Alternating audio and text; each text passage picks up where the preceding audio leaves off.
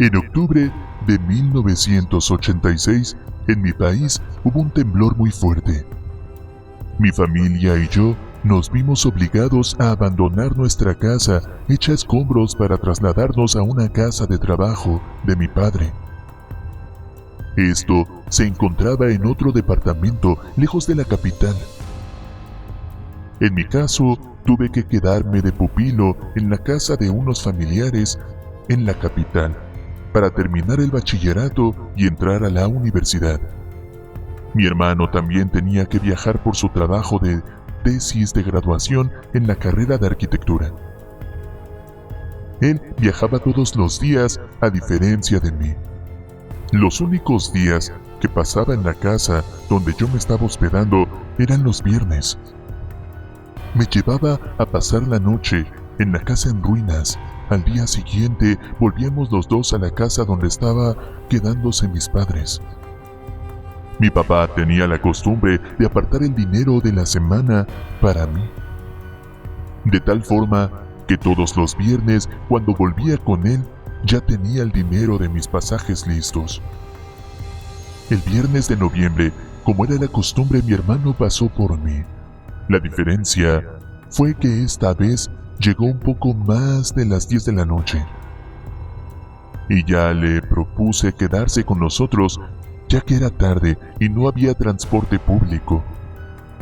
Pero mi hermano asumió que yo tenía el dinero para el pasaje y estaba seguro de que lo tenía para él. A pesar de la hora, decidimos tomar un taxi. Salimos de la colonia caminando y cuando llegamos a la calle principal, me dijo: "Si quieres, aquí tomamos el taxi, porque todavía nos queda lejos la casa". "Pues sí", le contesté.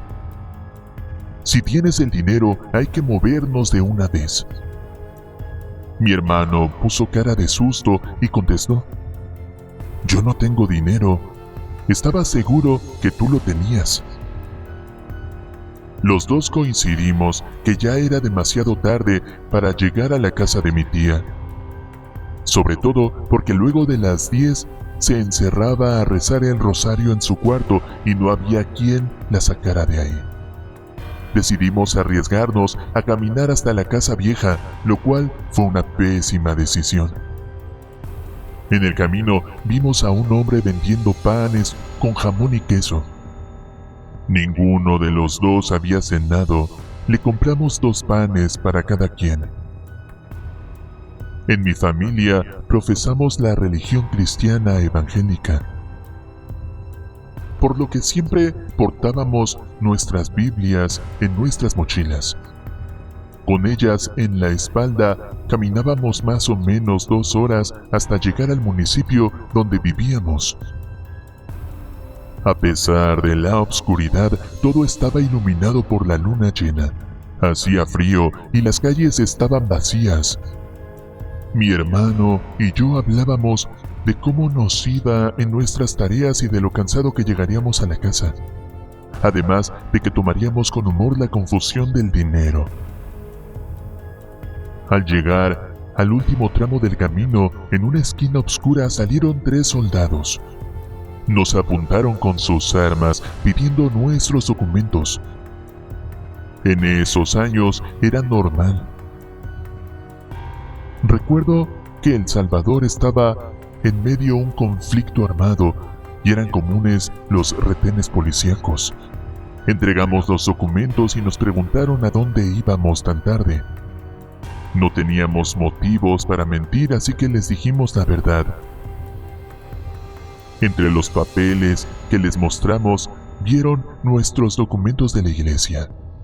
Nos obligaron a decirles versículos de la Biblia.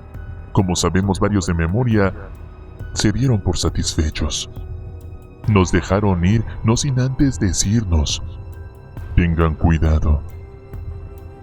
No pueden andar en estas horas en la calle. Rondan los ladrones y también los espíritus". A mi hermano y a mí nos dio risa y sentimos con la cabeza.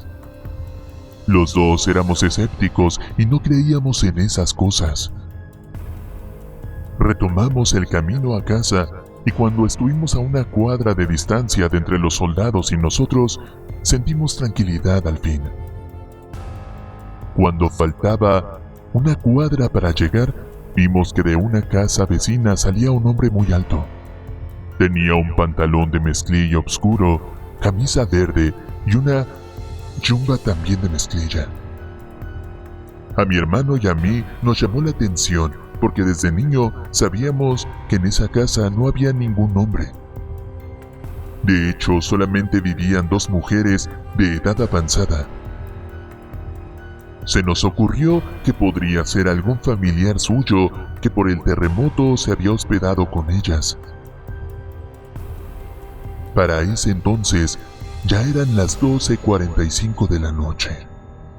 Vimos que el hombre se estaba acercando a nosotros sin mostrar la cara. Cuando estaba a unos cuantos pasos nos dijo: «Buenas noches. Disculpen ustedes, ¿conocen a un joven llamado Luis López?» En efecto, Luis era uno de los vecinos que vivía al final de la cuadra. Le señalábamos una casa de 2 niveles y le dijimos que vivía ahí Luis con su familia. Lo que sí aclaramos es que Luis no era ningún joven, y era un hombre que rondaba cerca de los 70 años. No, es un joven. Hace poco le vendimos una moto y he venido a cobrarle. ¿Venimos?, preguntó mi hermano mientras volteaba alrededor para buscar a alguien más. Sí, es que solamente hasta ahora podemos salir a cobrar. Ah, bueno, pues la casa de la esquina, ahí lo pueden encontrar. No, respondió el hombre.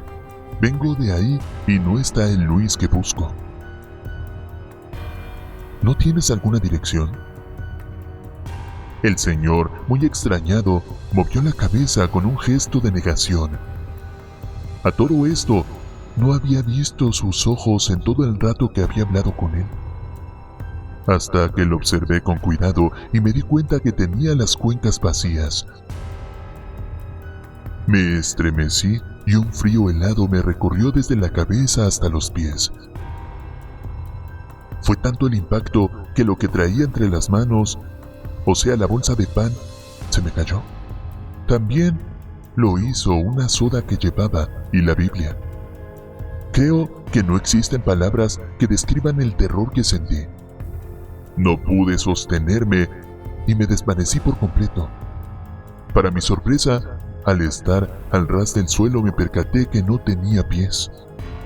El pantalón de mezclilla estaba flotando sobre el concreto. El frío que descendió en ese instante no lo he vuelto a sentir nunca. Me fui levantando y también levanté las otras cosas que se me habían caído. Cuando miré la cara de mi hermano, me di cuenta que estaba en shock. Al ponerme de pie me di cuenta que la aparición se percató de que sabíamos lo que era. Su voz cambió en un tono amenazante y nos preguntó: ¿conocen o no conocen a Luis López? Abrazando la Biblia en el pecho, le dije que no. Me dijeron que vive en la calle de Adoquines Nuevos, insistió el hombre. En un segundo recordé que esa calle era una más arriba del lado derecho. Tartamudeando, le di las indicaciones. El espectro lo agradeció y volvió a preguntarnos cómo le hacía para llegar a la calle principal. Tomando valor, le dimos las indicaciones y volvió a agradecer, acompañado de una mueca de odio que jamás voy a olvidar. Dio las buenas noches y se alejó de nosotros. Mi hermano y yo apresuramos los pasos y el hombre hizo como que tomaba el camino de la derecha en búsqueda de la dirección. Tomé un impulso de correr, pero el miedo no me dejaba control sobre mi cuerpo. Cuando giramos la cabeza para verlo, nos dimos cuenta que ya no estaba. En su lugar había un gran perro de color negro. Obedeciendo un instinto de supervivencia, mis pies comenzaron a moverse para correr lo más rápido posible. Mi hermano fue tras de mí. Como pudimos saltamos la verja que daba al patio de la entrada de la vieja casa. Abrimos la puerta para entrar y luego la cerramos con candado. Nos metimos a la cama para dormir y contábamos las pocas horas para el amanecer y largarnos de ahí. Ninguno de los dos pudo pegar el ojo en toda la noche. Cuando dieron las 6 de la mañana, las calles ya se habían iluminado. Salimos a tomar el autobús. En el camino nos encontramos con un amigo de la infancia. Su familia se dedicó por años a hacer figuras con cemento y cruces para los cementerios.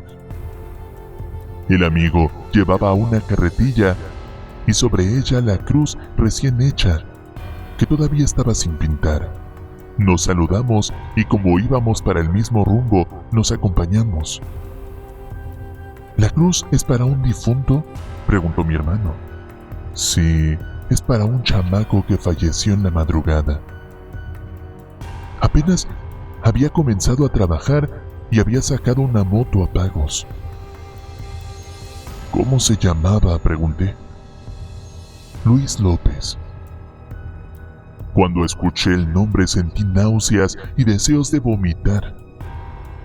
Mi hermano y yo nos despedimos de él y no dijimos nada en el camino. No estoy seguro de lo que sucedió esa noche. He pensado que el cobrador no necesariamente era el que iba por la mensualidad de la moto, sino más bien que fue a reclamar el alma de aquel desdichado que ya tenía que entregar cuentas. Y ahora les pregunto a ustedes, ¿qué creen que pasó en realidad aquella noche? Si tienen alguna opinión y está en sus posibilidades, coméntenlo. Nos gustaría escucharlos. O nos gustaría escuchar también. Si a ti